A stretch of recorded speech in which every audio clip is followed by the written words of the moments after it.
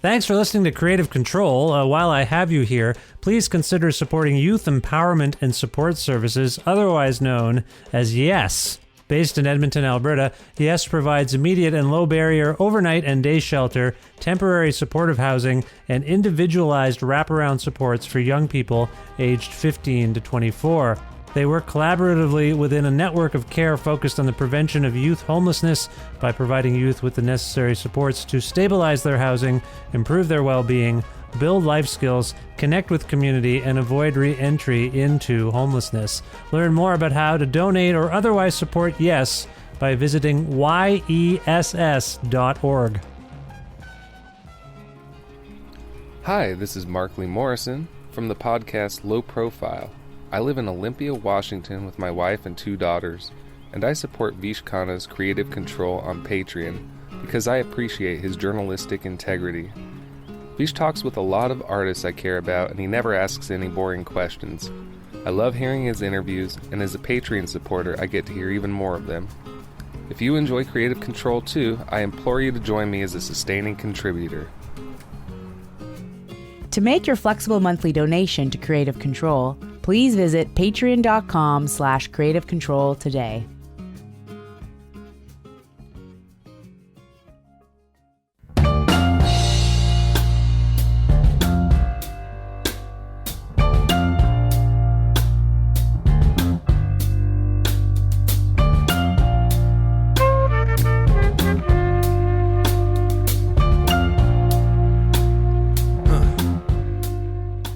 Aquakultre is both a wonderful, soulful R&B ensemble and also the performing name of songwriter, rapper, and singer Lance Sampson, who is based in Halifax, Nova Scotia.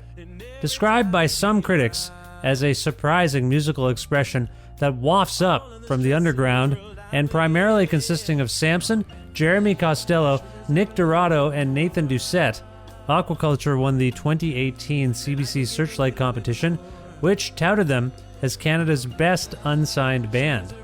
They've released some astonishing records together, including 2020's Legacy, while Sampson has done wondrous work with other collaborators like Nova Scotia's DJ Uncle Fester, including their excellent 2020 album, Bleeding Gums Murphy. Before unveiling a brand new, yet-to-be-released Aquakultre song on this episode, Sampson and I had a fascinating conversation about his bandmates and other collaborators. Playing Sappy Fest, the country music he heard as a kid and how he got into hip-hop, the prison bids he did as a teenager and young adult in the Nova Scotia carceral system, racism in the Maritimes, and Halifax's hip-hop history, the forthcoming Aquakultre release Closure, future plans, and more. A part of the Entertainment One Network with the support of listeners like you who follow and subscribe to this podcast and spread the word about it and make flexible monthly donations at patreon.com/creativecontrol, and Massey Hall's concert film series live at masseyhall.com, where you can stream dozens of 30-minute films for free, including performances by past podcast guests like Shad, plus in-kind support from Pizza Trocadero, The Bookshelf, and Planet Bean Coffee in Guelph, and Granddad's Donuts in Hamilton. This is the 598th episode of Creative Control, featuring the lovely and talented Lance Sampson of Aquakultre, with your host, me, Vish Khanna. 6, 5, 7 to the 4. I just wanna get more. I just wanna get more. I just wanna get more. I just wanna give you more. I just wanna get more. I just wanna get more. I just wanna give you more. I just wanna get more. I just wanna give you more. I just wanna. That was actually pretty good. Huh? What's up? Yeah. Hi, Lance. How's it going? It's going good, Vish. How are you? I'm well. First of all, where in the world are you? I'm in Halifax, Nova Scotia. Ah, yes. Representing. Yes. Where are you at? I now live in Edmonton, Alberta. We moved. Where did you live before that? Guelph, Ontario. I was living in Guelph. Have you ever been to Guelph? I've never been to Guelph, but Nick, Jeremy, and I believe Nathan have been there a few times. That's correct. A couple yes. festivals. Yes. For those who don't know the people you just mentioned, can you elaborate upon those mysterious names? Just so they know who you're referring to? Nick Dorado, also known as Booty, keys player, sax player, multi-instrumentalist that is a part of the Aquaculture band. Jeremy Costello also goes by Special Costello, which Nick and Jeremy also are in the same band, Special Costello, and they're also very great keys player, bass player, background singer, great writer. Their bass in Aquaculture and background, Nathan Doucette, played in numerous bands. I couldn't tell you how many, but very long history in the punk scene in Torn, Canada, America, Japan, drums player in Aquaculture, and very happy to have them in my life. Shouts out. Yeah, no, it's an excellent band. I saw you guys perform at Sappy Fest a few years ago now, or was that in 2019? When would that have been? It might have been, I don't remember. Did you guys play in 2019? Yeah, I think we did. That would have been, did we do the Cha-Cha Slide that year? I believe that is correct on the main stage there. I believe that is correct. Yes. 2019. Yes. For sure. Last time I went there, and the first time I'd been in many years. I used to go every year, but then we had children, and that made it a bit more difficult. But anyway, yeah, fantastic band, fantastic players. There is a little bit of nominal confusion because I think some people think you are Aquaculture, and maybe sometimes you are Aquaculture. Is that right? Yeah, like it is really confusing. It really is because it's I don't know, like we just move with it. Like I don't really like to like put too much of a restraint on what Aquaculture is because like it's forever moving, it's forever growing. Yeah. But yeah, like I kind of like that name Aquaculture comes from me as an independent artist, and when we were basically what it was is like when we were marketing Legacy and like we won that CBC Searchlight in 2018, and when we were traveling and they were kind of asking like who are you bringing with you, and I'm like, well, the band is Aquaculture, so we just kind of roll with it. And like I always wanted to make Aquaculture a band, and they just kind of like rolled on and kind of like tagged on and was like, yeah, cool, like whatever you kind of want to do and how you want to roll with it. And so Aquaculture is a band. Aquaculture can be independent, like by themselves. It can be a collaboration between another person or another producer or another band. Like it's just basically an entity. I wouldn't even say that it's like just it's me. It's like it's a movement. You feel what I'm saying? Yeah, no, I do get that. Is there another artist that does something similar in that vein where the name, the moniker, if you will, is just ever evolving? Like I can think of a few off the top of my head, but is there something you're emulating there, like creating something that, you know, you create a name for something, and in a sense, not to be cynical, but that's a bit of branding. But then if you're lucky, you develop an audience that goes along for the ride wherever you're going with it. Is there another artist or entity that inspires that notion from you? Like this can be anything. Honestly, like I personally couldn't tell you. Like I couldn't name off the top of my head like another, you know, artist or group that kind of does that thing, because like I'm not, like, to the contrary of most people's belief, I don't really know a lot about music in general or like the history of it, which I've been doing my best to kind of like up that knowledge, because like when I started doing my thing, like it just kind of really blew up kind of quick and like fast, and I didn't really have enough time or like any downtime to actually just kind of realize what it is I was doing. I was just going and like working, and just any opportunity that came to me, I was just rocking with it. So like this kind of pandemic, the pandemic has been giving me more of a sense of like, instead of practicing it and performing it, just being like a student of it. You know what I mean? Yeah. And like, yeah, like I don't know. There's millions of bands out there. I couldn't tell you what's happening. You'd be educating me on who kind of does what I'm trying to do. Well, it's an interesting point you're making, because you're basically saying I'm not necessarily a student of music or music history, but I'm in music, which suggests that you heard music or experienced musical events or concerts or something that inspired you to get into it. Why don't we start with that? Like, what got you into music, like from a fan's point of view, and then from the point of view of someone who thought, I could probably do this. Do you remember what the trigger was for you to like, music? What is this music thing? I want to learn. I mean, again, you say you didn't learn you haven't learned much about it, and you're learning about it now that the pandemic has given you time. But what was the first prompt for you in terms of music, like just listening to it and thinking this is something? Growing up, I was kind of forced to listen to a lot of country music because my mother loves country music and would put it on and sing it to the best of her ability. I love country music. Who doesn't love country music? I think everyone kind of loves country. I like music. old country music. I don't like pop country music. Well, yeah, that's every night I have to sing a Hank Williams song to my daughter because she heard That's it. beautiful. Yeah, she heard it in the car like last winter. Since we moved and I had my car shipped out here, which turned out to be a big mistake. I thought it was it was a 2005 Toyota Matrix, okay? And I had it all. Yeah. It was fine. I took good care of it. It was running fine. There were some structural issues underneath, but we had most of them repaired. Not anything like it, just wear and tear, you know? And then I had it all safetied in Ontario and did minor repairs. Like I didn't have to spend, I spent a fair, not like thousands, but I was like, it's fine. There's nothing wrong with it. Toyotas are built to last. It's not a plug for the Toyota.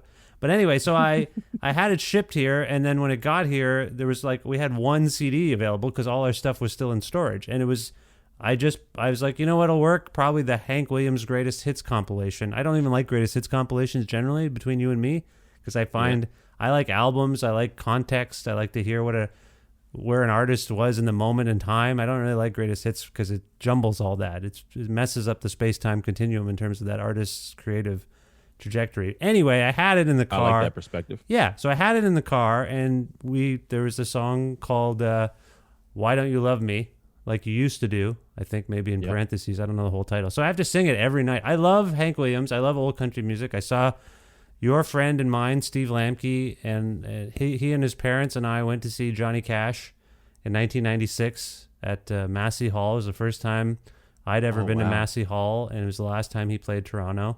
So shout out to Steve. Yeah, I know you know Steve. I know Steve. So anyway, all this to say, this was all about me for a few moments there, but I love country music. I love old country music. I don't listen to pop country music like you say, unless it's like somehow makes sense to do so. I don't know if that makes any sense. But anyway, that makes a lot of sense. Country's so weird now. Like Taylor Swift was a country musician, and now is she a country musician? I don't think she's a country musician anymore. That's a great question. I have no idea. Shania Twain, like country music is in a weird zone. Like they're pop stars more than they are anything. My point here being, your point being, I interrupted.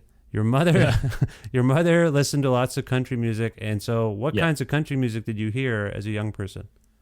It was basically just all the pop stuff, so that's why I kind of okay. I don't really appreciate it as much. But once I started getting older and kind of digging into the older stuff and like just kind of the musicality behind it and like how real it was, and like because it all comes from the heart. Like, and I found out that Dolly Parton wrote "And I Will Always Love You" late in the game. I figured that out, and I was like, holy frick, what is happening here, right? But the first ever album I ever got was actually Shania Twain's Greatest Hits, so like I kind of know a lot of Shania Twain stuff. That's doubly bad. You got Shania. My friends and I had a weird relationship with Shania, in that we kind of enjoyed it, just the silliness of it. That don't impress me much. That's like that's funny. Like she was funny. And I kind of appreciated that in the 90s, I guess, is when she was kind of doing that stuff. And then I actually had a chance to ask her a question at the Junos.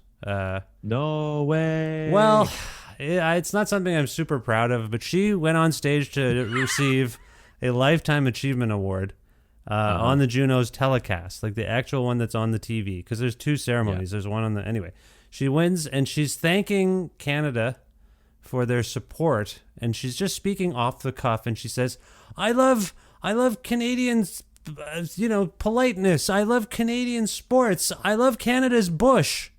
And we all were like, did she just say she loves Canada's bush? Like, that's just a weird way of saying you like the greenery, the landscape, if you will. So she came backstage to do the press conference, and people were asking her very earnest questions, but I was looking at Twitter, which at the time was very popular. And so I looked at Twitter, and people were like, Bush, like they were making fun of the double entendre, the innuendo that she said she loved Canada's bush. And so I raised my hand and I said, congratulations on this well-deserved award. Can you elaborate upon what you meant by saying you loved Canada's bush? Just like idiotic. Well, I'm just being funny. And everyone in the press, because we had all heard it and, kind of chuckled and tittered like idiot kids. And so everyone kind of, there was that nervous chuckle of like, oh my God, one of us actually said it to the person. And she was like, oh, I don't know what's going on. I didn't mean what could people mean? She brushed it off. It was fine. But Again, this I don't know how all of this country talk has come back to me. I'm sorry, I've taken over. I love it. I've taken over with these weird stories about Shania Twain. I love listening to you talk, Beach. It's beautiful. Anyway, so your mom has a greatest hits collection, Shania Twain, and you're like, I'm not with this. Is that what happened? So I kind of grew up listening to country music, but like I've always had like a sense of rhythm when I was younger. Mm-hmm. Like I've always had a huge imagination because English was my favorite class. I used to do a lot of writing in my journals. I used to write a lot of short stories, just like imagination crazy. I was always outside. I grew up in Spryfield, Nova Scotia, really tight knit community. Everybody's parents knew each other. I could be 3-4 years old. I can walk outside, go anywhere as I want. My mother knows where I'm at because everybody's parents talk to each other. Like they're hanging with each other at night. They're going for a drink. You know what I mean? They're talking. Mm-hmm. Really tight knit. You felt safe. So I was always outside, just always had a knack for rhythm. Like I would always beatbox. I would always make a lot of noise when I was younger, just random, like I still do it to this day. Just random noises, like just using my voice as an instrument. Like always done that all my life. And I didn't necessarily have a tight circle in terms of like being able to freely express myself. Like when I moved from Spryfield to North End, Halifax, it was a complete shell shock. Like it was very different because I didn't know anybody. Predominantly black neighborhood out Spryfield. It's like it's a bit of mixture, you know what I mean? So like it was my first time experiencing like a serious hood. You feel what I'm saying? Yeah. And so it was really different. So I felt like I needed to kind of like try to be someone who I wasn't. So I ended up growing up in this like thing of not being able to be who I was and like, be noisy or like I didn't have no things to go to kind of be musical or like express that. So when I only then I keep on saying writ. I don't know if that's a word or not, but I've always said it. Writ is a word, but it doesn't. I don't think it means. It doesn't mean what I'm trying to. I don't think so. Yeah, that's fine. We'll resolve this by the end of this episode of this show. We'll figure out. I'm making it up. I'm using writ. I'm using writ to just use writ. It's fine. That's how you talk. That's fine. I'm fine with it. I know what you mean. Straight up. As long as you understand. I understand. Yeah. Yeah. Doesn't have to be correct. I understand. Yeah. Yeah. So I wrote the first song under the name Lex. Now Lex comes from just me because like between the ages of 15, 19, like I was fully entrenched in like street politics. So like I wasn't going to school. I didn't really give a damn what was happening in the real world. I wasn't like, I wasn't out there trying to go to school, get my education. I wasn't trying to like hang out with, different circles and friends and trying to get to know people. I was fully involved in the politics that was in my neighborhood at the time. A lot of drug selling happening. I was fully entrenched in it. That nickname Lex came from just, OGs and gangsters giving me this nickname. So I kind of took that nickname, basically had that nickname all the way up until I basically decided to change my ways. And the Lex stuff, any old Lex stuff that you hear, it's real gritty hip hop, real gangster street music. And I was like, man, this ain't me. What am I doing? You know what I mean? Like this, right? I don't know what I'm doing. So it started off with a lot of rap. The Lex was a lot of rap, just trying to dibble and dabbling with the pen game.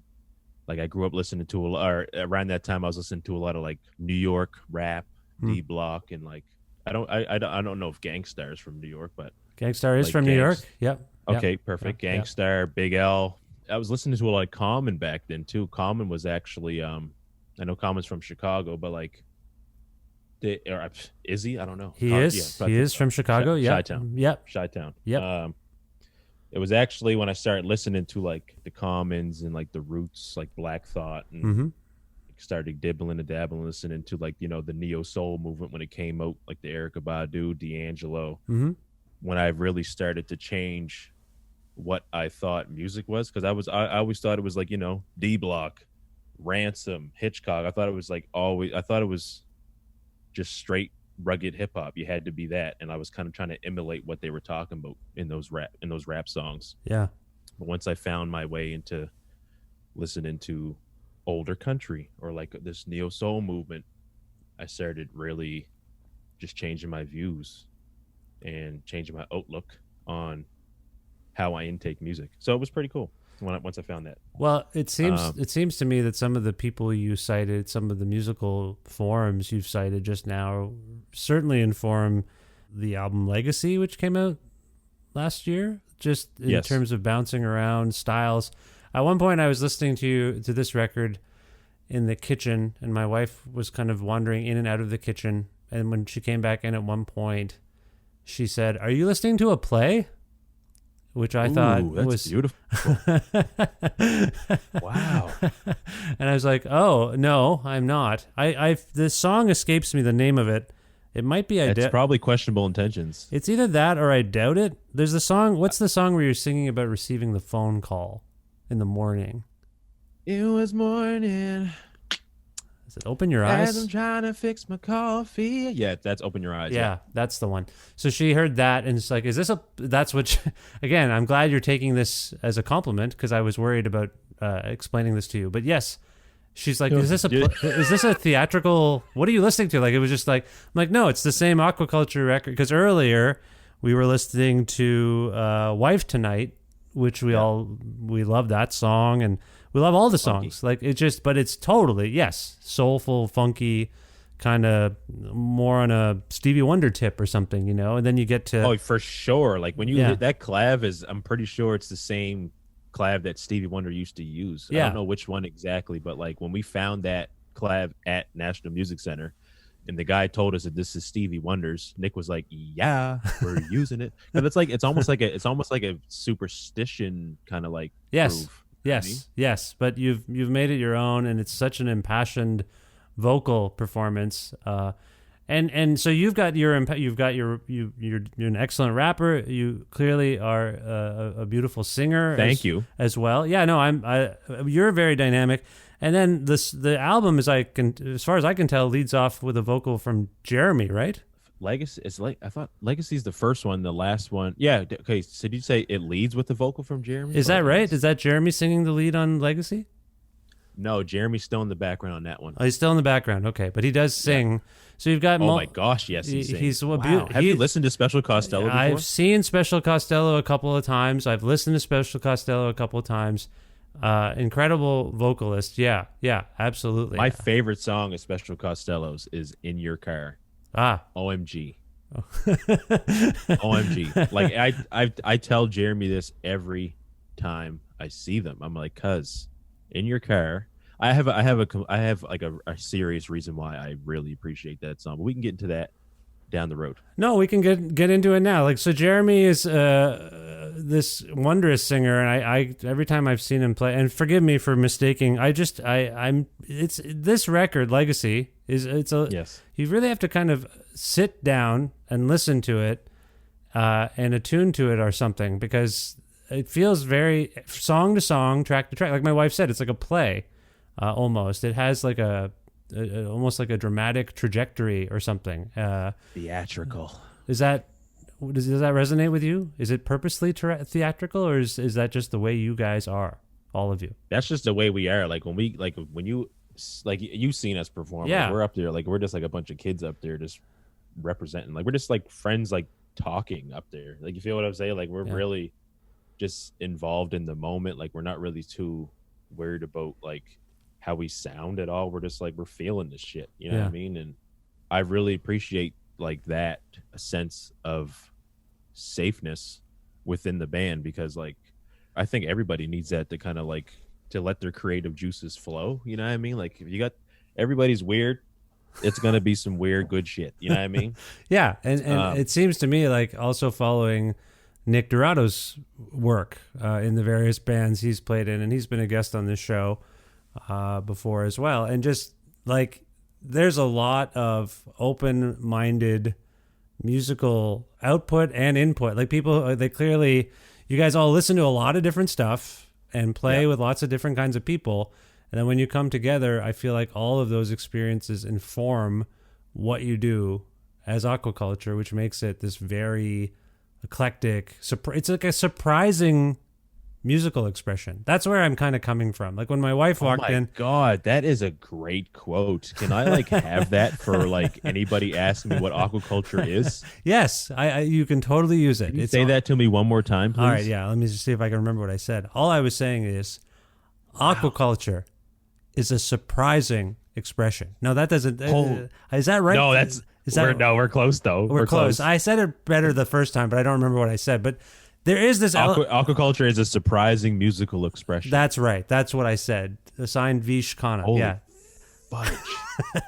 Aquaculture is I'm writing this down as we speak right now. Well, it's on the record here. You can transcribe it later if you want to. But that's right. That's should right. make the blurb on your album cover an audio track somehow. You know. I'm sampling you say this and putting it on every single single I ever put out. I think it is. Like that's a really big aspect of it. Like every time you push play on an Aquakultre release, like you're like, I don't know what this is going to be. That is hard to brand on some level because you're just constantly evolving, you know, not to get marketing crass on you. But I assume it's very exhilarating when you guys walk into a room as a group, and you don't really, does that feeling kind of happen when you get into like practices or rehearsals? Like, okay, we got to work on stuff. I don't know what's going to happen today. You know, do you have that? So like, there's only been, I mean, like, mind you, we've only kind of been like a group since 2018, 2017, because we played, I can't remember what Sappy Fest was, or the first Sappy Fest we played. It might have been 2017. Okay. We played late 2017. Yeah. Sappy Fest happens in August, right? Yeah, usually the first, yeah, that's right. Just the civic holiday weekend. Yeah. I'm trying to figure out. Yeah, so the first time, because Steven hit up Nick and was like, because I don't know what to do this year. Like, what can we do? And Nick was like, well, you let me handle that, but you got to give us like the greatest slot, like, you know what I mean, like 11, like the late night one. Like, no problem. So now Nick has been kind of like, when I first came in and started doing music in Halifax, like I was really scared to death because I've never performed in front of anybody, and I just started doing aquaculture stuff, like more like expressive stuff. Yeah. You know what I mean? Like not no hip hop rap. Like I'm like, I told everybody I was changing my name from Lex to Aquaculture. They looked at me and laughed. I was like, well, you know what? F you, because you're not really seeing where I'm going with this. And I feel like you don't really understand what's happening, but just wait until you see it. You know what I mean? Yeah. So boom. I started doing my first project that I put out as Aquaculture. It's called Water Temple. I'm not sure if you're familiar with that. I don't know if I know. I'm not off the top of my head. No. I mean, I do want to get into the whole water thing with aquaculture. Why the water? Water is important. I get it, but I don't know that release to answer your specific question. I apologize. It's okay, Vish. Water Temple. Is it on? Is it on your Bandcamp or something? Yeah, it's on Bandcamp. You can find it anywheres. Okay. Anywheres that you listen, I guess, because I got distributed. Well, they digitally, to be honest, distribute anywheres. To be honest, maybe I have heard it then, because I do try to. Once I started to dig in, I just don't know it as well as maybe the latest record, or you did another record in 2020, right? A collaboration, or a collaborative sort of more hip hop oriented thing. Yes. What's that called? Yeah, that's called Bleeding Gums Murphy. Yeah, that's great, fantastic as well. Shout out to Uncle Fester on that one, DJ Uncle Fester. Basically, DJ Uncle Fester's brain. I was just kind of like, you know, I was a piece of it that helped put it together. Really happy that we collaborate. I mean, we're in the same crew too, so dropping signs for anybody who doesn't know. And Sipset, sorry. And yeah, Sipset, I couldn't tell you how many people are in Sipset. I'm still learning. It's like they new people keep on coming up. It's like 13 of us. I have no idea. But Fester really loves what I do as an artist, and I'm really happy that they hit me up and was like, man, let's do a record together. And we did that. Bleeding Gums Murphy came out of it. But let's rewind a little bit. I'm Water sorry. Temple was the first thing. Go ahead. Yeah, go ahead. Water Temple was the first thing I put out as Aquakultre. No songs on that was Overtown Love, Sure, Dream, I Got You, and Safe. Okay. Sure is actually the song that won me CBC Searchlight 2018. Sure was actually a song that I wrote while I was in prison. I was lonely. They told me that I can get a guitar. I started teaching myself how to play guitar in lockdown and wrote my first song as Aquakultre in there. May I rewind for a moment? You sure can. You've said something that makes me want to rewind. I didn't. I did know this, and it slipped my mind as we were having chats about Shania Twain and country music and all sorts of other things. You. How long were you in prison? And if you don't mind saying, why were you in prison? When did this occur? So another thing that I like to do is I love to tell people my prison experience because it makes me feel comfortable. You feel what I'm saying? Like I don't know. I walk into a room, I don't know anybody. I'm like, listen, I've been to jail. I feel now I'm comfortable. You feel what I'm saying? Do you feel comfortable around me? Is the question. Okay. You know what I'm saying? Let me just say, if you don't want to talk about this with me and everyone listening, that's fine. But I appreciate where you're coming from with the sarcasm and the prison memory, and I appreciate that. But it's interesting on some level, and hopefully. No, it's all good. Okay, so what? I'm so open with it. It's all great. Go ahead. I started, the first bit I did, I was 15. I did some youth time, and that was like for anybody that does youth time, especially in Nova Scotia, it kind of sucks you into the system because our youth jail, it's called Waterville. It's in New Minas, Nova Scotia. Mm-hmm. It's like a camp. Like you go up there and you're having so much fun. And you feel like I can do this for the rest of my life. I don't care. It really kind of gives you that mentality, like, jail's nothing. So like you kind of continue the cycle and like, you're like, okay, I get in trouble. I go there. I'm gaining a bunch of weight and I'm eating as much food as I want.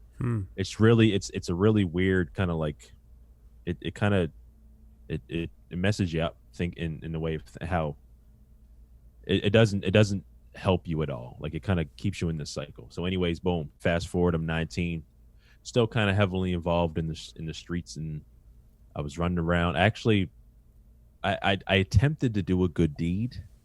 As weird as this might sound, my day-to-day routine when I was out there, I'd wake up, I'd go and get my chocolate milk and my Twinkie, because that's what I used to eat on a day-to-day basis. And then I go right to where my station was. I'd sit there, wait for the sales, quote unquote, and someone came up to me and tried to give me a cell phone. Rule number 1, don't ever take any electronics from odd people. Someone tried to give you a cell phone. Someone tried to give me a cell phone. My phone, like, mind you, I'm smoking a lot of weed. I was smoking probably about an ounce a day. I was really not, I was gone. Like, I wasn't myself. You feel what I'm saying? I do feel what you're saying. Is that primarily what you were selling as well? No, I was like anything really. Anything I get in my hand, I was trying to sell. Okay. So this person comes up to me. They're like, I got this cell phone. I'm like, well, mine's broken. Yours is nice. I might take it. Boom. We trade. I turn the phone on, and Find Your Phone app comes on. So boom, I'm targeted. You know what I mean? Like I got this GPS, and I look on the phone and I notice that like whoever's phone this is, they're trying to get it back. So I called them. I'm like, listen, I know you're looking for your phone. I can see that you are. I didn't take it, but I'm willing to come and give you your phone back. So we set up this little thing, set up a drop spot or whatever that I can go and meet them to give them their phone back. Yep. The area that I was stepping into, it was a lot of neighborhood tension between my neighborhood and someone else. The area I was stepping into was kind of dangerous, so I obviously had my protection on me. And when I waited, I think it was like an hour or so for that person to come to get their phone. But the whole time I'm talking to this person, whoever it is, it's actually the police. So I feel like it was kind of like a setup. You feel what I'm saying? Like that's just like when I internalize it, I feel like it was a setup, and they kind of like got me that way. You didn't know that were you completely unfamiliar with the person who gave you the phone? No, I knew who it was. Oh, so like it felt comfortable. You know what I mean? Like I was like, oh hey, how you doing? But that person now I know is known to work with the authorities. So it kind of felt like now that I internalized it and had a lot of time to think about it, I feel like I got set up, which is fine because everything happens for a reason. And I learned a lot from that situation, and I grew a lot from that situation. And I wouldn't be here today if it wasn't for what happened that day. But you did time as an adult as a result of Yes. that? Okay. Yes, they end up. I got charged with unlawful possession of a firearm, and I had some drugs on me. So they gave me 3 years for the firearm. They gave me 2 years for the drugs. I got a 5-year sentence in total. I did 19 months out of that because once I got in there, it was a lot of time to reflect because I'm not in the provincial system no more. The provincial system here is really, it sucks. Like you go there and you just feel like you're in a box. You're in a square.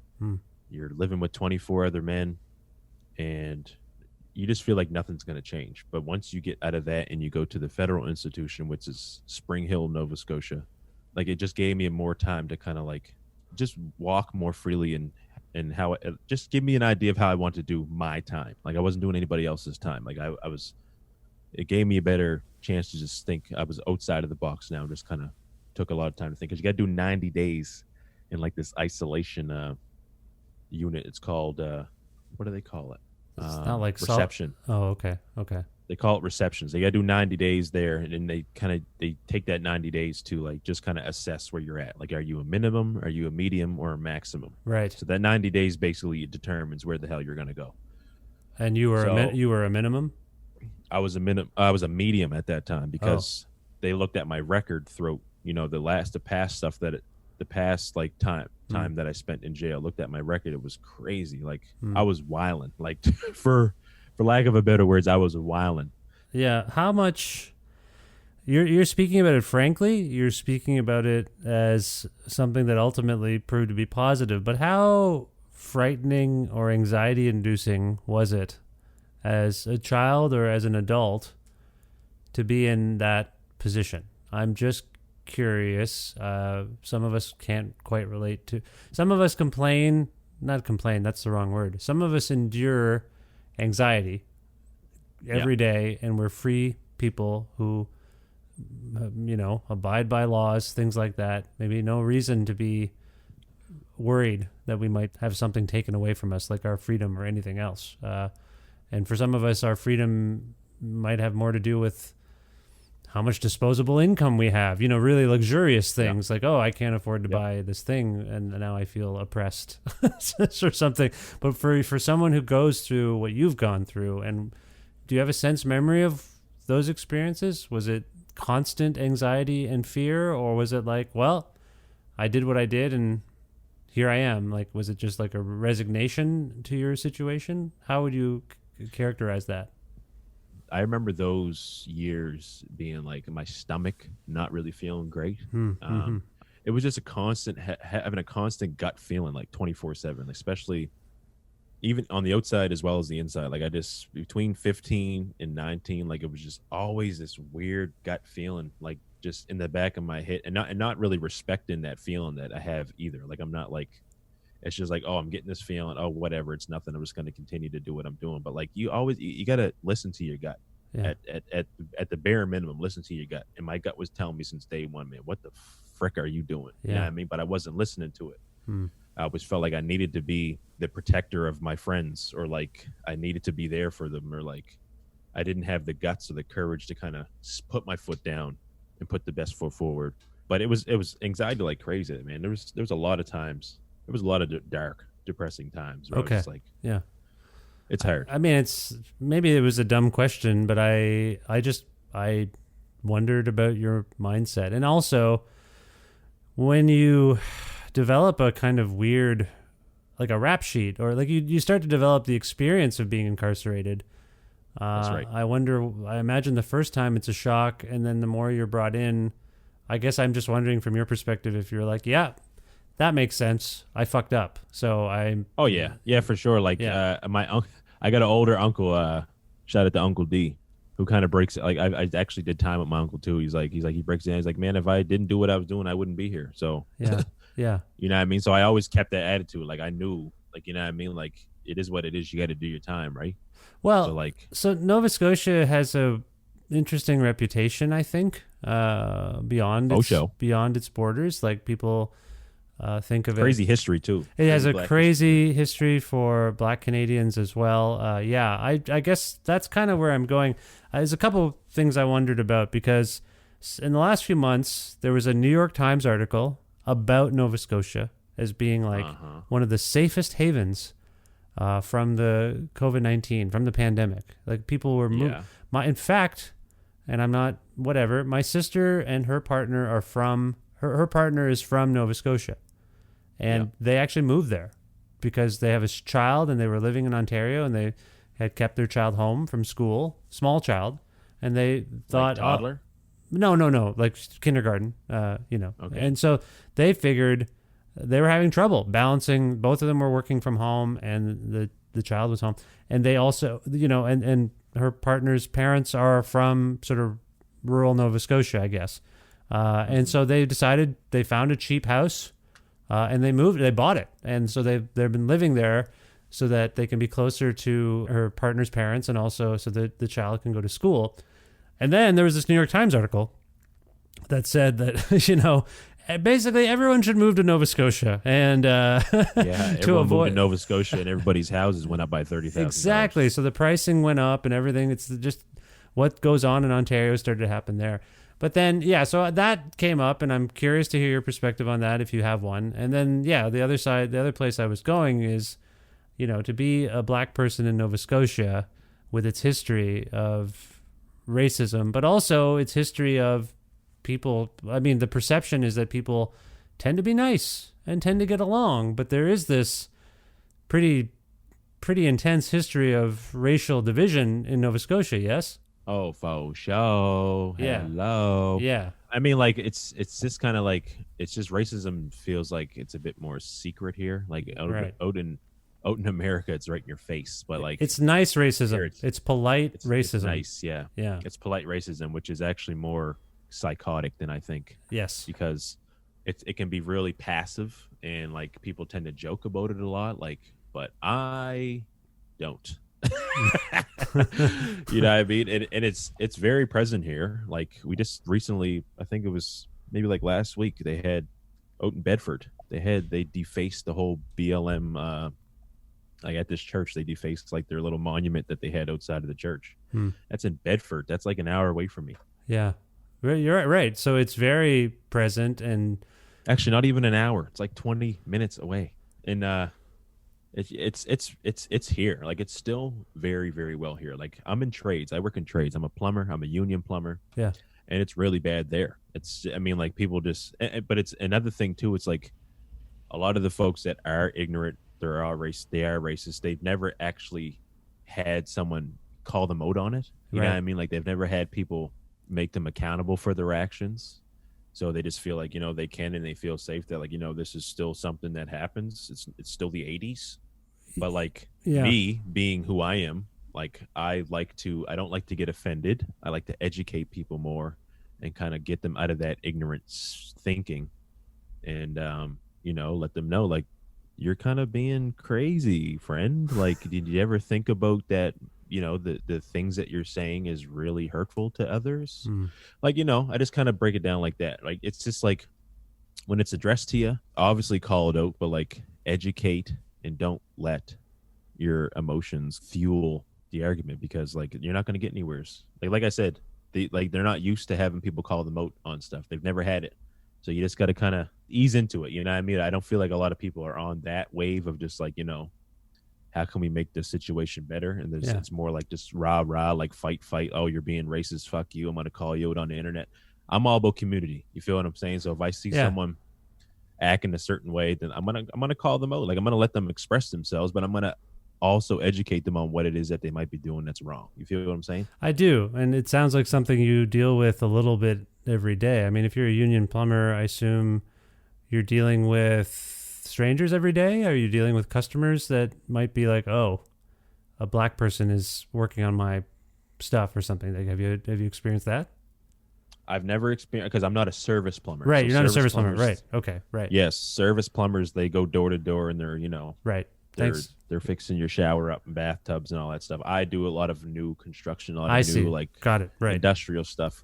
But I'm actually working in a hospital right now, and they're doing a huge expansion, so a lot of newer plumbing goes in. So you're kind of working with the same guys you might get an extra face like every so often, like a new hire or something, but I'm working with the same people. So that gives me a chance to get to know them Right. and educate them a bit better. You feel So what I'm the saying? issues you're having are with some of those people, or they can be with some of those people. Like your crew is where you're sensing problematic behavior. Yeah, sometimes, Yeah. right? Like, Yeah. but like I said, they'd never had black people on their crew before. So when they're not all the time, but there's only a few black plumbers in the union. Like there's only a few. There's like, I don't know, 9, if that.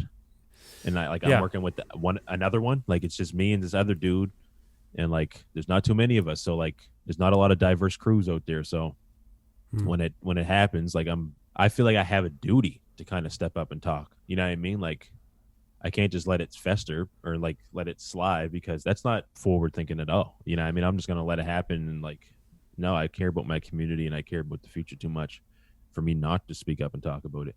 So I said, yeah, you just got to educate. Yeah. So you've experienced racism, let's say, in the carceral system. I mean, there's no doubt. Unless, do you feel differently? I know we've sort of landed on you did stuff that was wrong, but do you feel like that? Oh yeah, the way you were set up.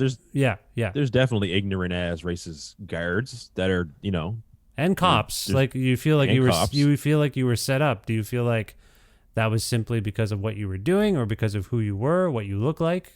Was that the community I grew up in is heavily targeted. Like I feel like we have no, like I grew up in a neighborhood that's probably like it's not huge. It's Uniac Square. It's like, but you can walk like, let's say 300 steps from like square to square. Like you feel, I mean, like one side, you can go from one side to another. It's about 300 steps. It is not big at all. And like they put a police station right in the middle, and cameras everywhere. And you just feel like you're constantly being watched. You feel like you're in a box. Like you feel like you can't move. You look up the street, there's cops watching. You look down the street, there's cops watching. You look over there, there's a camera. You look up there in the building, there's a camera looking at you. You just kind of feel like you're stuck there. They're trying to keep you stuck there. Yeah. And growing up with that, like it just makes you not trust anything outside of that neighborhood. And like you go and it makes you angry. Yeah. And like I've definitely experienced that through that. But like I obviously know that if I wasn't doing what I was doing, I probably wouldn't be targeted like that. You feel what I'm saying? Yeah, like, I do. So you've experienced, you've experienced that as a citizen. You've experienced racism. I think you're describing experiencing racism vocationally on some level, and having to educate people about the things they're saying and doing. I am curious about being a hip hop artist in Nova Scotia.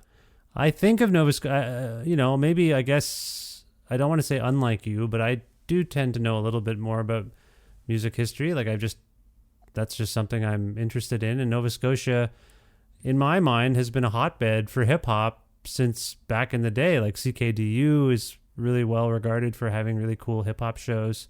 Rich Ter Fry, Stinkin' Rich, Buck 65. That's all one person, by the way, for those who don't know.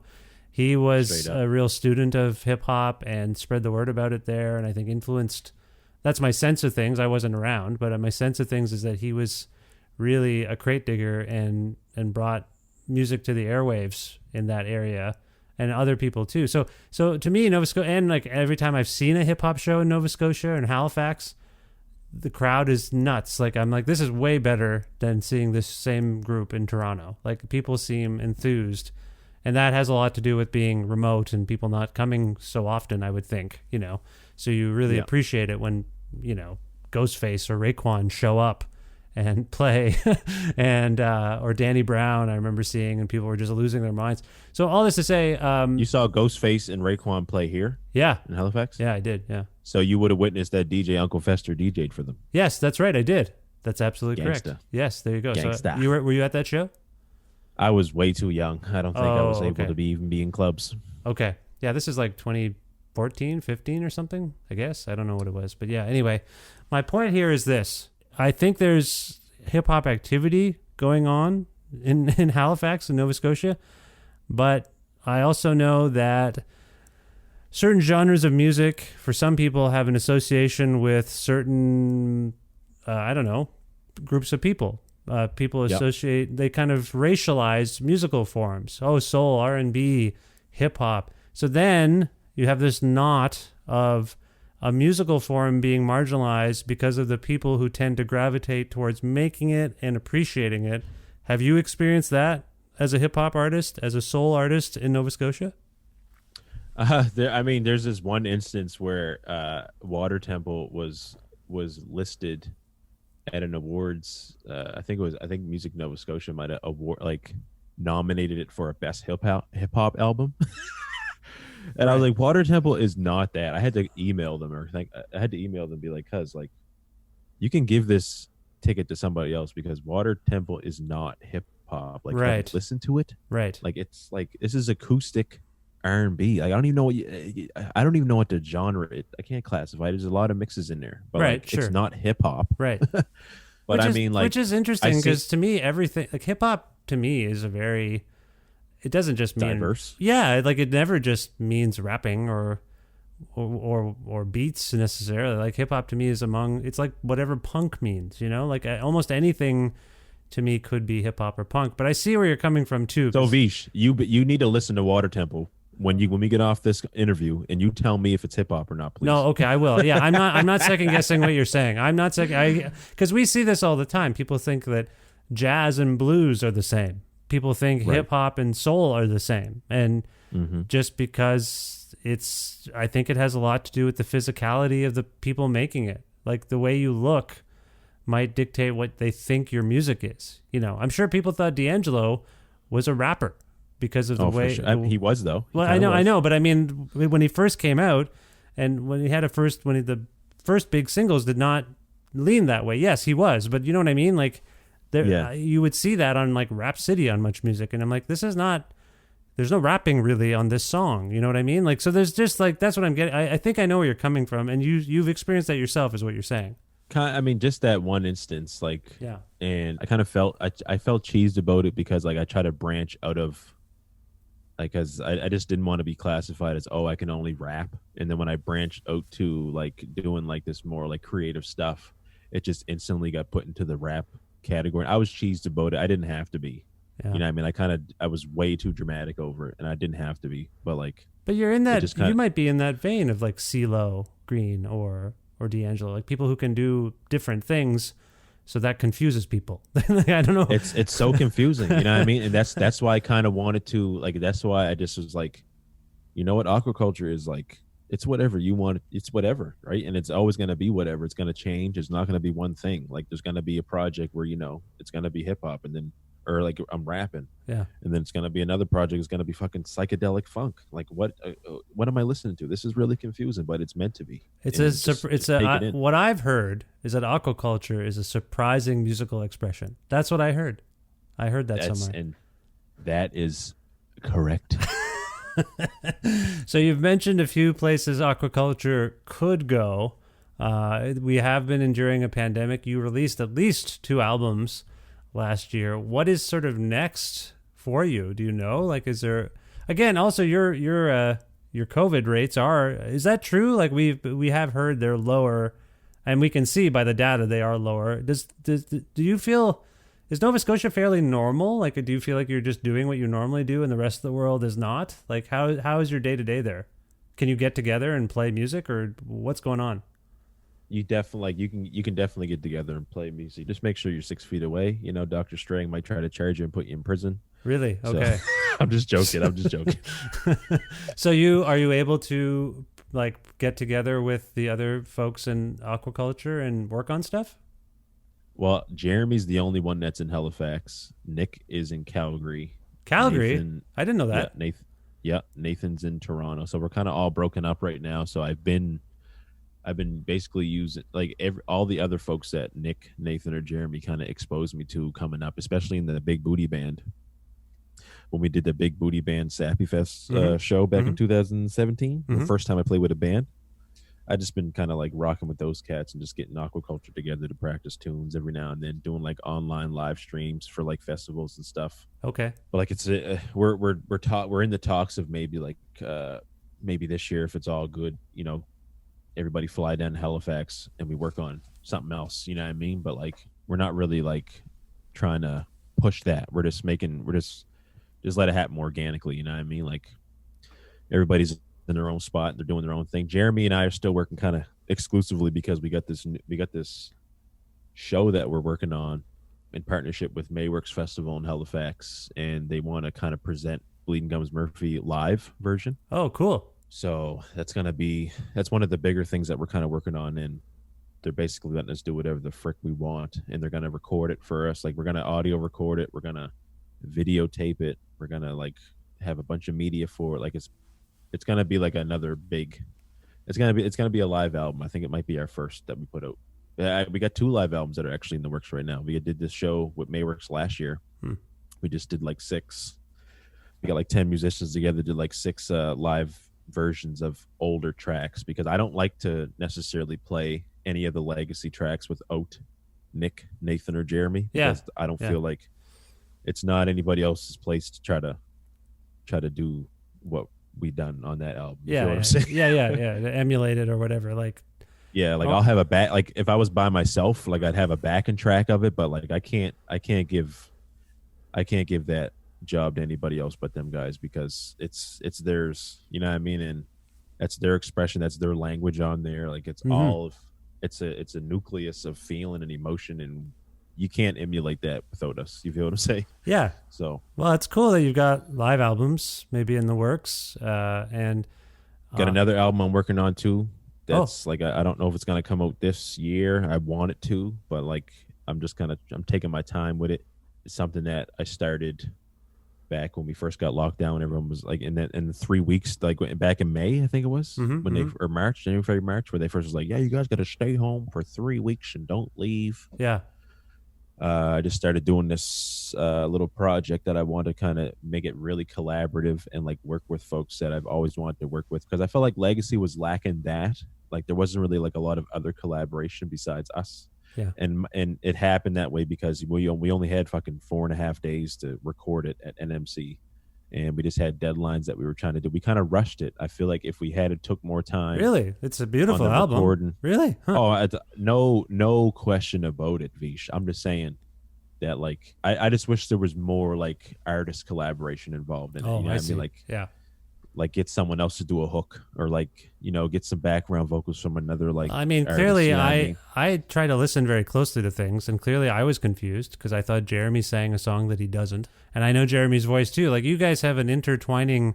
It's hard. Like my wife said, like I said, I feel like every song is a surprise, and you have different voices. I think clearly that you can employ if you're singing and rapping, like you have a way of changing your voice up. And so it creates characters. I keep that's the right. characters. Yeah, it gives the album character, and yeah, it feels like different voices. So yes, I hear what you're saying about maybe having more collaborators, and there are more collaborators on your Bleeding Gums Murphy release, I believe. Like yeah. So I understand that you're trying to foster and maintain community ties. That's cool, and it speaks to your character, if I might say. I mean, clearly my sense of you from all of the encounters and this conversation is that you do have a generosity of spirit, and that comes across in your music. Thank you so much. That really means a lot, because I feel like I don't really like to, I don't give myself any credit at all. So I like to hear it from other folks, and I really, I only get to hear it from other folks. And when I do hear it from other folks, it's really humbling, because you can ask my partner, Julia, like I will never, ever give myself a compliment ever. Like, oh my God, this is so, like, I'd never do that. Like I would just be like, yeah, it is good. Yeah, it's nice. Yeah. Well, that's I think maybe speaks to your humility as well. But I have a nice feeling from you as a person and in your work. So I'm happy you're in a good place. And it's also, I will say on behalf of the rest of the world, just hearing you say that things are relatively normal, as I guess that New York Times article was also trying to argue, and to the detriment of your city and property taxes and property, like it kind of sucks that they did that, but so you have no idea what we're all kind of going through on some level. Like that's fascinating to me, that the rest of the world is, except for the places that really figured it out, New Zealand, Australia, wherever it is. What are you thinking when you see all the news? Do you even pay attention to all the news about what's going on and how we're all locked down and can't do anything? Well, I like to. I mean, through the aquaculture kind of like journey, I've gotten to meet or gotten to like build relationships with a lot of folks like just from outside of the country. Like I got a lot of friends. I shouldn't say a lot, but a lot of collaborators. A few collaborators that I work with from like South Africa. Oh, A few collaborators that I work with in Australia, Toronto. Like Nathan always gives me the deets as to what's happening out there. I mean, it's within Canada, but like, yeah. they kind of like anywhere that's outside, like a few folks in America. I'm always like kind of like just reaching out to them, be like, "How are you? Like, what's happening out there?" You know what I mean? So like, I kind of get informed that way. I don't like to spend a lot of time on my phone and like looking up a lot of news because Well, if you I don't, got a daughter that needs my attention. Right. Also, if you don't have to, I mean, I don't look at You it don't as have much. to, right? Well, I mean, some of us kind of want to stay informed about what's going on and what our governments are doing. You know, our provincial governments are doing about the pandemic. The radio helps. Pandemic. The radio, like, Yeah, when I go to work, I got the radio on, right? Oh, okay. And So you my mother-in-law like religiously listens to the radio, so receives a lot of information in and gives it. And Okay, I good. love that because that's my bridge to what's happening, because I can't just spend a lot of time trying to figure out what the hell's happening on the world. No, in the world. Like, it's fair enough. Kind of like, Yeah. you know what I mean? Like we got so much responsibilities that we got to do. Like we can't just be on looking for news every single day. So when it comes to me, I listen, I shut up, and I take it in. Yeah. And I internalize it that way. And when I get the time to, when I'm going to work or coming back, I listen to the radio, get that 10, 15 minutes of what's happening. So, and like from the folks that aren't here, like they just keep me informed. Like, so I'm really fortunate to, especially last year, like through this new album that I'm working on. It's called Closure, by the way. Oh, great. This new album I'm working on, I've been really fortunate enough to be able to like make work for a lot of folks throughout the pandemic, like especially artists, and like my collab or like the features and the collaborations that I've had. Like I've been basically just trying to dish out money to people so they can eat. You feel what I'm saying? Yeah. No, that's, again, not to give you another pat on the back, but I do think it's wonderful that you think of others as much as you do with your music and your work. So, and it seems to be purposeful. It's not just a matter of, playing with people. Like you recognize that their material conditions could be positively impacted by what you do. So it's all good. Closure. So how far along is Closure at this point? When would we possibly get to hear it? So let me kind of like go into my Dropbox right quick. And I can tell you. I mean, you know what, Vish? I'm gonna send you what I got. I'm gonna give you. Really? I'm just gonna give you. Yeah, I'm gonna give you a link. I'm just gonna let you listen to it. Who cares? You know what I mean? That's very kind of you. I was actually gonna. I always wrap these things up with a couple of things. One is, I'd like you to tell us where we can learn more about you if people want to keep tabs on you and your work. And also, I was gonna ask you to let us play a song. I was thinking from one of your more recent releases. I like to do that at the end, if with your permission. Nice. So why don't we do that? Those two things. First of all, if people want to learn more about aquaculture, where would you like to send them? And then let's start with that. Where would you like to send them? If you want to learn about aquaculture, I mean, I don't really post a lot on Instagram, but you could definitely follow me on Instagram. I post a lot of food because I'm starving. So, I mean, you can definitely follow me on there if you like. Okay. You don't need to. Of course, this is all optional, just so people listening understand. This is all optional. You don't have to do any of the. You don't have to go to any websites. You don't have to do anything. It's just for your information. FYI, if you want to learn more. Yeah.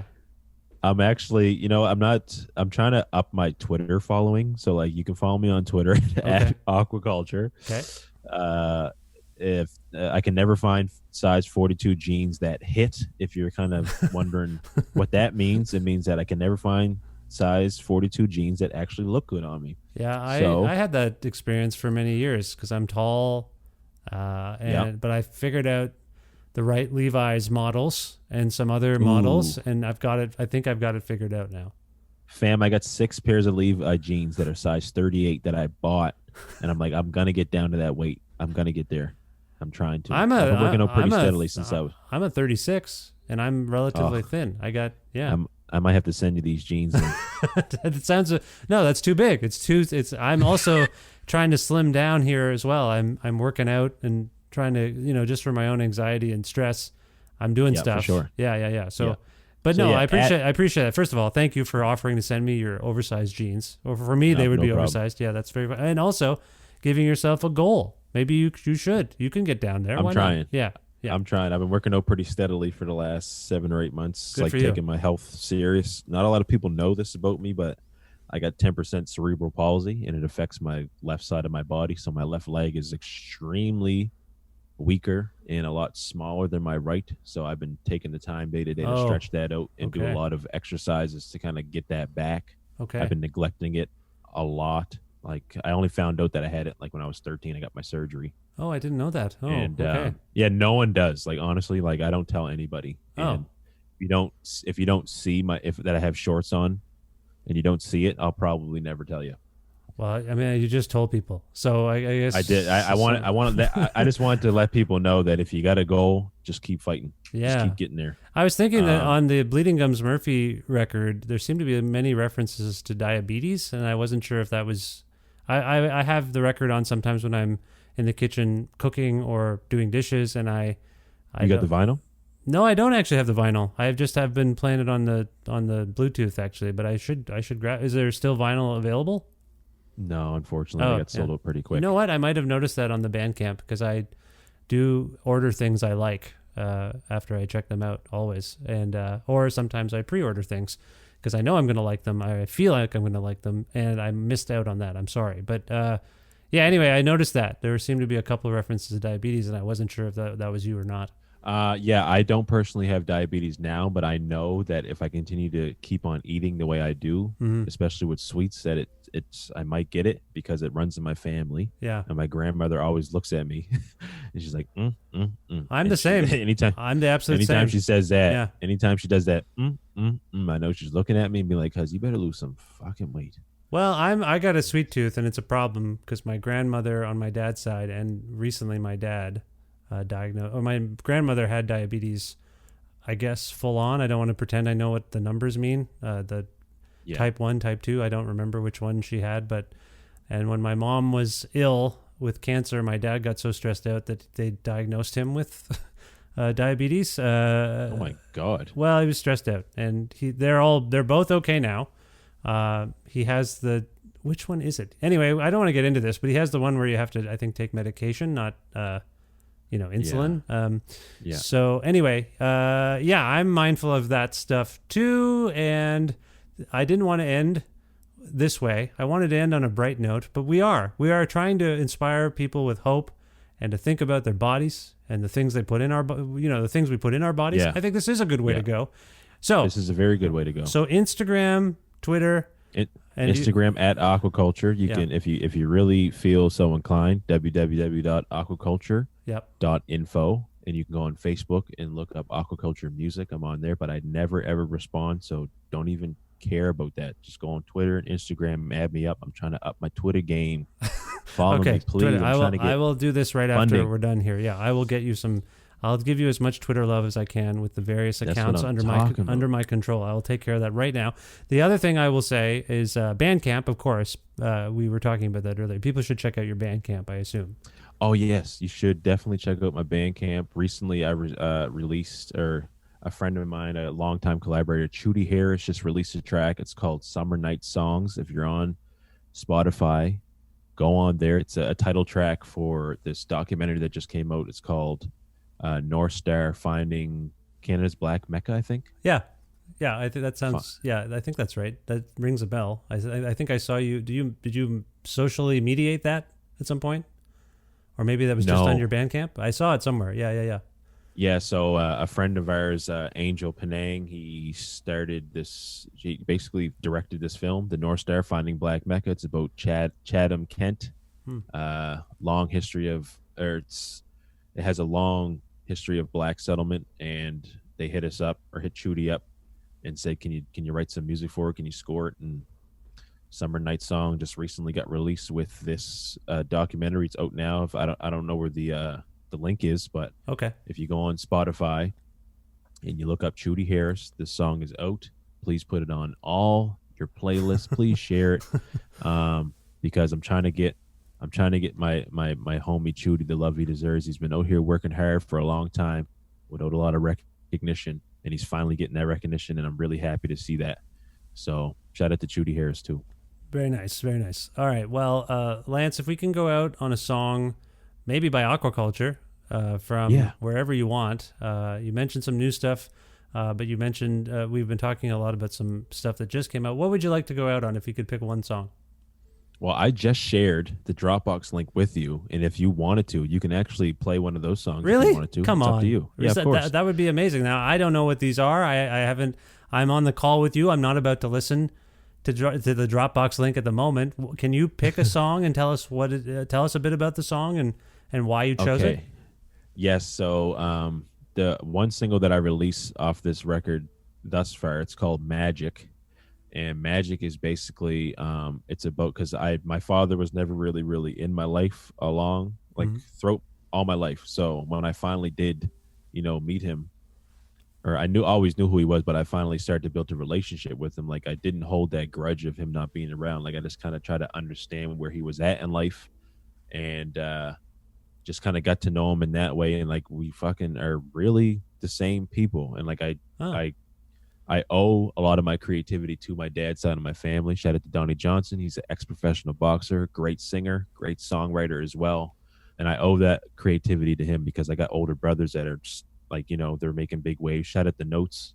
Just released a song with O'Sound Lee and Jordan called Pair of Wings. If anybody gets a chance, please go on YouTube and watch this video. It's so beautiful.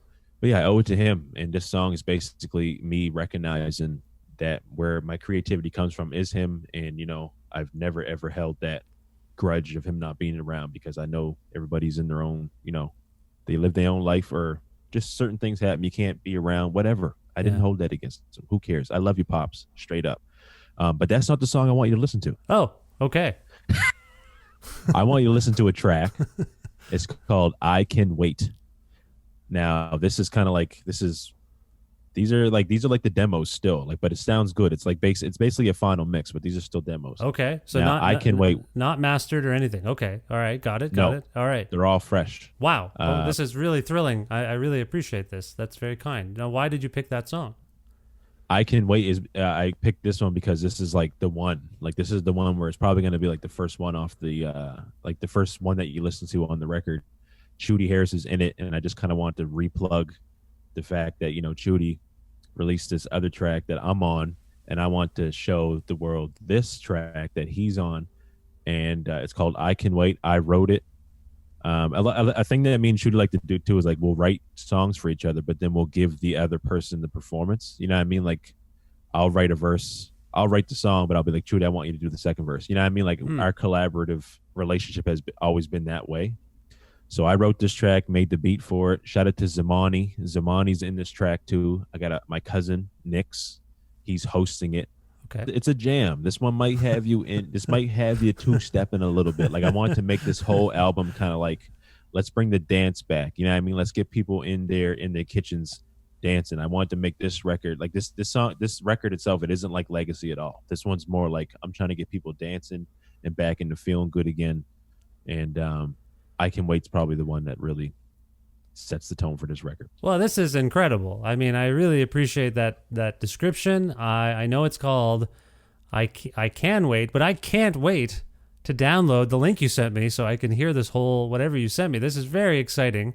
I really appreciate it. And let's play it for people right now. This is brand new. Maybe, I guess, a world premiere, maybe, or something. World premiere. This is a world premiere, cuz. World premiere of I Can Wait by Aquakultre.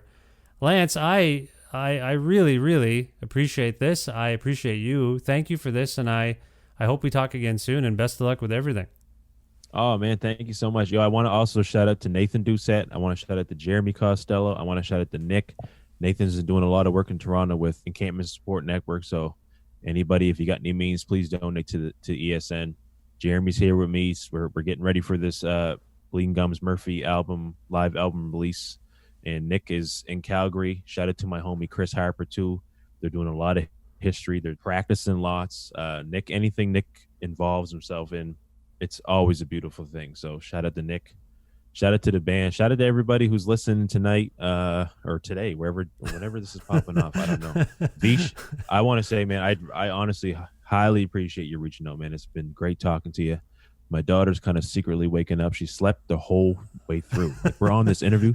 Like, I don't know if you can, you might be able to hear her breathing back there. I don't know. Well, did you hear Shout out to Georgina. My son is downstairs having his virtual piano lesson. So in the last 15 minutes, there's been gentle piano wafting up from the basement into our microphones or my microphone. So wafting is such a great word. Yeah. it should be on the blurb. It should be aquaculture is a surprising musical expression that wafts up from the underground. How about that? Ooh, that wafts up from the underground. Yeah, like that's gonna be our new band description. Like, when I apply for grants, that is the description. If you need any help, I will quote you. If you need any help applying for grants, need a letter of support, you hit me up. I will articulate this even more clearly. I think you might as well send that by the end of the day, because I'm starting to write grants tomorrow. Seriously, we'll figure it out. I'm happy to do it, Lance. A genuine pleasure, and I hope we speak soon. Yes. It was beautiful. I really appreciate this talk. And anything else, man, you just want to talk, man, and just, like, we can call each other and we can talk about anything. It doesn't have to be for the gram. Call me. Yeah, we should do it. I agree. But for now, let's let people hear I Can Wait and let them start two-stepping. Straight up. I Can Wait.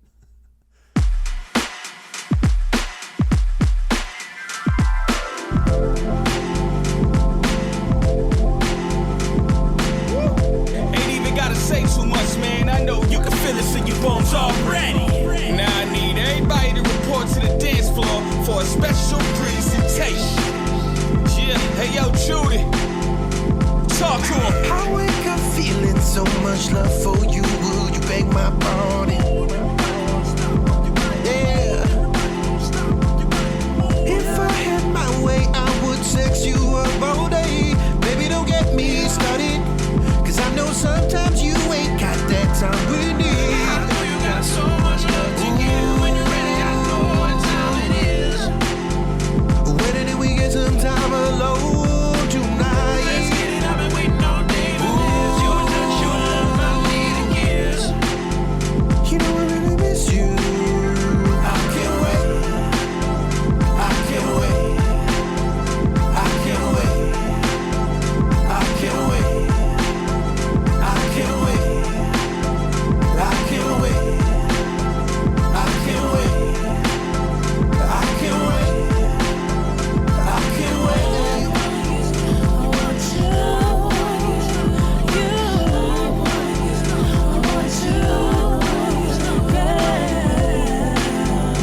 Baby, I can't explain this feeling, it must be magic.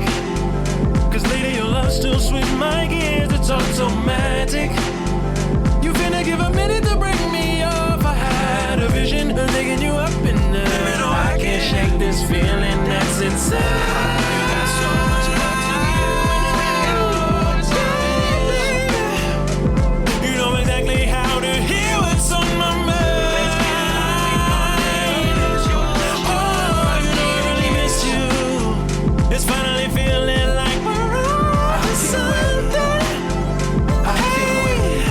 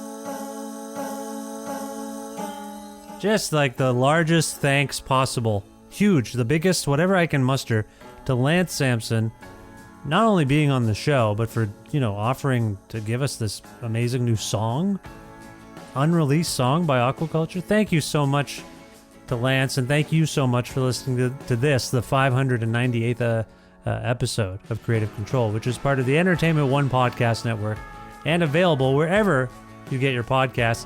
If you can't find an episode you're looking for, or if you want to learn more about me and sign up for my monthly newsletter, please visit my website, vishkhanna.com. You can like Creative Control on Facebook, follow the show on Twitter @VishCreative, or follow me directly @VishKhanna, or follow me on Instagram too. I'm on Twitter and Instagram @VishKhanna, so feel free to follow me on those things. Also, visit patreon.com/Creative Control to make a flexible monthly donation to keep the podcast going. $6 or more grants you access to exclusive content, audio content that I post there, for those of you who donate $6 or more. And also, if you're interested in receiving a Creative Control t-shirt, please message me on Patreon and I'll get you one while supplies last. I just packaged one up for a listener in Thunder Bay, Ontario. So I went down to the basement and it turns out I still had his size in the box there. So that's what it took. He messaged me on Patreon, shirts on its way. So again, patreon.com/Creative Control if you too would like to partake in the content and the shirts and the supporting the show stuff.